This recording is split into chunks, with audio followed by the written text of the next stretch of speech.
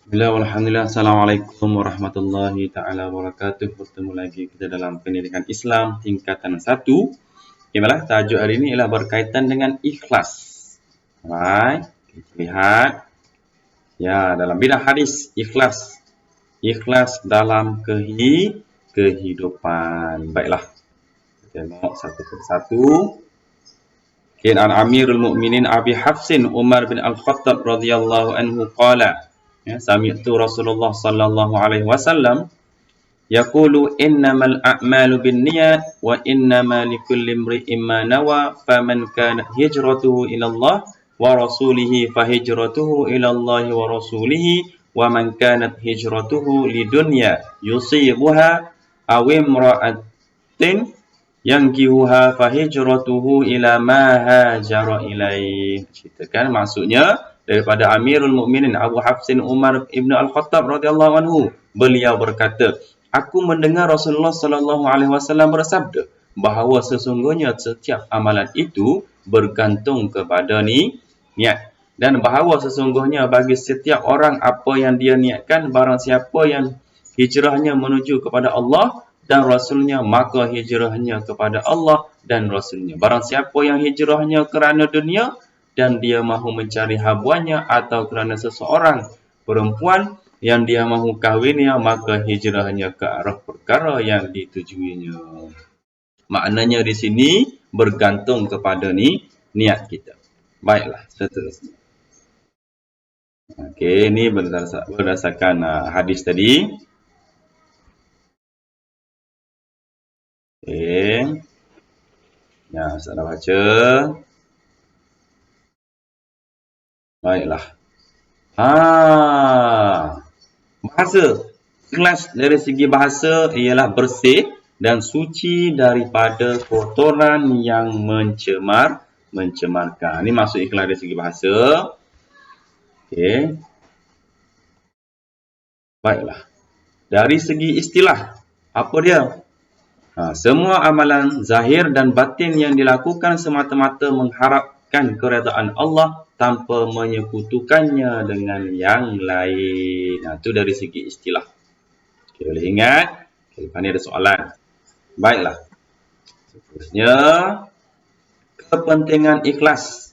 Apa kepentingan? Mendapat perlindungan Allah Subhanahu Wa Taala. Yang kedua, terhindar daripada hasutan syaitan. Siapa yang ikhlas? Hidup menjadi tenang dan tenteram. Kepentingan dia. Maksudnya, ciri-ciri orang yang ikhlas. Apa dia ciri-ciri? Yang pertama, istiqamah. Melakukan kebaikan. Tak mengharapkan pujian manusia. Apa tu? Mengharapkan ganjaran pahala di akhirat. Itu kita nak.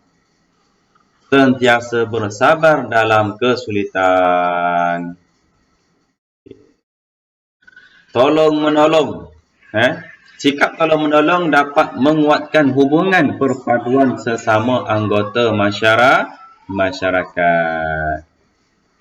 Sikap tolong-menolong juga dapat mengikis sikap mementingkan diri sendiri dan mencurigai yang boleh menghancurkan negara.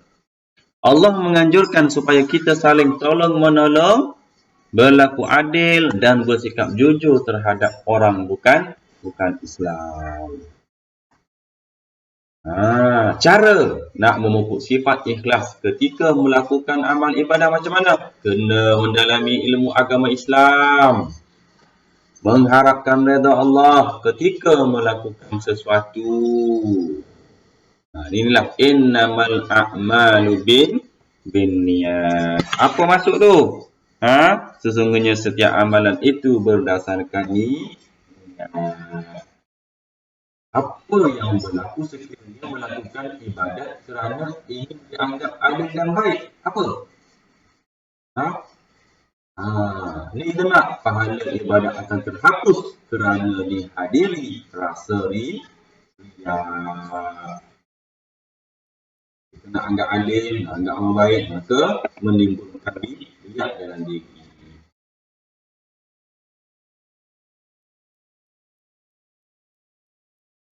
Dibenci oleh masyarakat kerana ingin menunjuk. Ni, rumah Nur Kasih Warga Tua, rayuan derma bagi membeli keperluan asas seperti makanan dan barang kegunaan seharian. Okay. Bagaimana anda mengaplikasi konsep ikhlas ketika melaksanakan amalan di atas? Okay. Saya tidak akan menghebahkan kepada orang ramai tentang derma yang diberikan bagi mengelakkan perasaan riak. Contohnya, saya akan menyumbang terus kepada pihak pengurusan tersebut. Kesimpulannya, ikhlas perlu dipupuk dalam diri agar amalan yang dilakukan diterima oleh Allah Subhanahu Wa Taala. Ini contoh soalan baik. Hadis 40, niat kerana Allah Subhanahu Wa Taala.